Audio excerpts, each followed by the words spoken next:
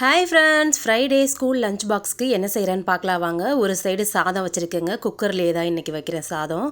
இந்த பக்கம் அடுப்பில் சேனக்கிழங்க நல்லா கட் பண்ணி வாஷ் பண்ணியாச்சு. வாஷ் பண்ணிவிட்டு மஞ்சத்தூள் உப்பு சேர்த்து வேக வச்சுருக்கேங்க. பாதி வெந்தால் போதுங்க. இதை வச்சு இன்றைக்கி சிக்கன் 65 மாதிரி தான் செய்ய போகிறோம். இன்றைக்கி இதுதான் சைடிஷு ஸ்கூலுக்கு. இப்போது இந்த பக்கம் சாதம் ரெடி ஆயிடுச்சு. இன்றைக்கி சாதத்துக்கு ஊற்றிக்கிறதுக்காக பருப்பு குழம்பு தாங்க செஞ்சுருக்கேன். உப்பு பருப்பு. இதுக்கும் இந்த சேனக்கிழங்கு ஃப்ரைக்கும் ரொம்பவே டேஸ்ட்டாக இருக்குங்க. ஆனால் ஸ்கூலுக்கு இன்றைக்கி தயிர் சாதம் தான் கொடுத்து விட போகிறேன். இப்போ சேனக்கிழங்கு பொரித்து எடுத்துக்கலாம். சேனக்கிழங்கை ஃபில்ட்ரு பண்ணி எடுத்து வச்சுட்டு அதில் 1 ஸ்பூன் இஞ்சி பூண்டு பேஸ்ட்டு போட்டுக்கலாங்க. டேஸ்ட்டுக்காக சிக்கன் 65 மசாலா சேர்த்துக்கிறேன். வேறு எந்த மசாலாவும் சேர்க்கல. உப்பு கம்மியாக இருந்ததால் கொஞ்சம் உப்பு சேர்த்துக்கிறேங்க. அவ்வளோதாங்க. எல்லாத்தையும் நல்லா மிக்ஸ் பண்ணி விட்டாச்சு.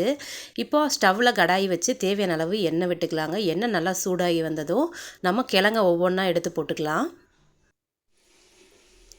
கிழங்க போட்டு நல்லா மிதமான தீயில் ஃப்ரை பண்ணிக்கோங்க. நல்லா முறுமுறுன்னு வரணும். அந்தளவுக்கு நல்லா ஃப்ரை பண்ணி எடுத்துக்கலாம்.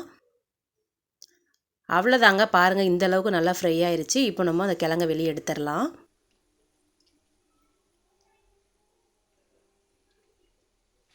சேனக்கிழங்கு 65 ரெடி ஆயிடுச்சுங்க.